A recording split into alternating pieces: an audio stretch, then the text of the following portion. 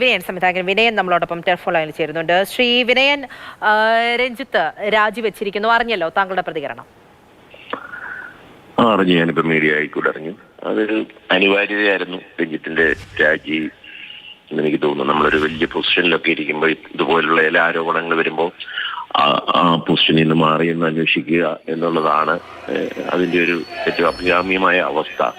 പക്ഷേ ഇത് കുറച്ച് പിടിച്ചു നിൽക്കാൻ ശ്രമിച്ചു എന്നുള്ള ഒരു തോന്നൽ ജനത്തിനുണ്ട്. കാരണം അത് പാടില്ലായിരുന്നു എന്നുള്ള എന്റെ അഭിപ്രായം. എനിക്ക് തോന്നുന്നു സാംസ്കാരിക വകുപ്പ് മന്ത്രിയുടെ ഒരു ഫുൾ സപ്പോർട്ട് അദ്ദേഹത്തിന് കിട്ടി. എനിവേ ഇപ്പോൾ രാജിവെച്ചു എന്നുള്ളത് നല്ല കാര്യം.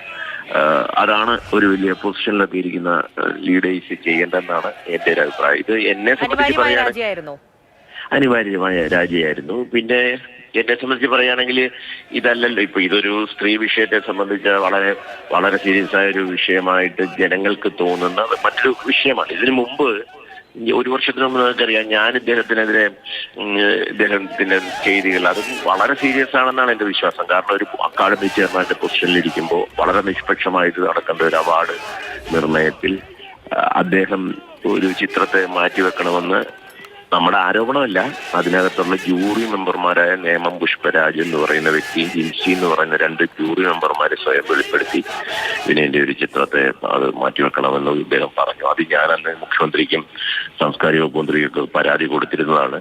പക്ഷേ സാംസ്കാരിക വകുപ്പ് മന്ത്രിക്കുന്ന അദ്ദേഹത്തിന്റെ ഒരു ബുക്കിൽപ്പെട്ട കലാകാരനായിട്ടൊന്നും തോന്നാത്തോണ്ടായിരിക്കും അദ്ദേഹം പറഞ്ഞു അതിലൊന്നും ഒരു കാര്യമില്ല, രഞ്ജിത്ത് ഇതിഹാസമാണെന്ന് പറഞ്ഞിട്ട് അദ്ദേഹം എന്റെ പരാതി എടുത്ത് ചവിട്ടോട്ടയിടുകയായിരുന്നു.